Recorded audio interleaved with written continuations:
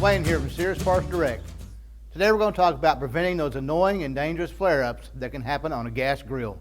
Flame tamers are your #1 defense against flare-ups if they're clean.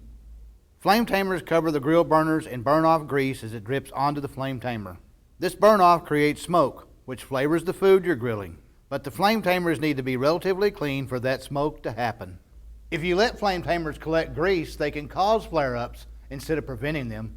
Clean dirty flame tamers thoroughly before you preheat the grill.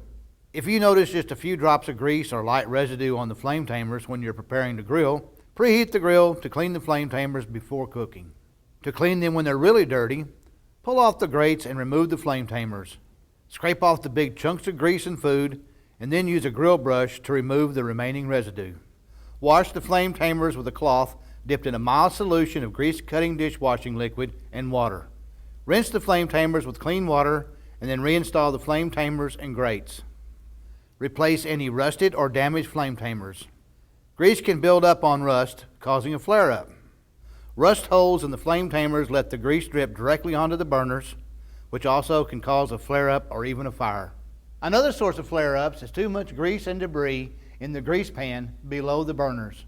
Old dried grease left in the pan will liquefy, vaporize, and then burn as the grill heats up. Check the grease pan before firing up your grill and clean it if you find heavy residue. The grease pan on this grill is removable, so I can pull it out and clean it thoroughly. If your grill doesn't have a removable grease pan, remove the grates, flame tamers, and possibly the burners to thoroughly clean the bottom of the burner box or the grease pan. Replace the grease pan if you find severe corrosion or damage such as rust holes during cleaning. Fatty meat can also cause flare-ups. Flame tamers can only burn off a reasonable amount of fat drippings, so trim excess fat from meat before cooking to help avoid flare-ups. These tips will help you prevent flare-ups. But what do you do if your grill is already on fire? You can close the lid to smother a small flare-up. For large flare-ups, pull the meat off the grill or move it so it can cook with indirect heat. What's that, you ask? It's an area on your grill where you leave a burner or two off, so meat roasts on heat from the adjacent burners when you close the lid. An indirect heating area won't produce the searing heat that can start a fire. You should only cook some meats, such as fatty sausage or untrimmed pork roast, over indirect heat, because flame tamers can only tame a reasonable amount of fat drippings.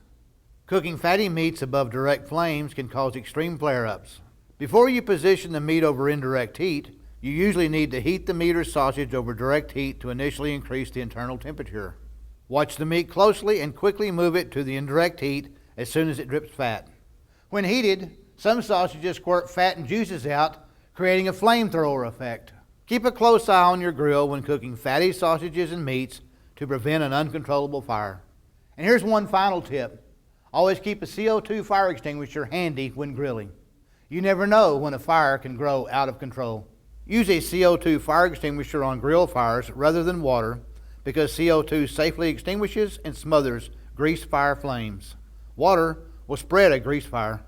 I hope this video helped you out. You can find links to the items we talked about in the video description below. Check out our other videos here on the Sears PartsDirect YouTube channel. Subscribe and we'll let you know when we post new ones.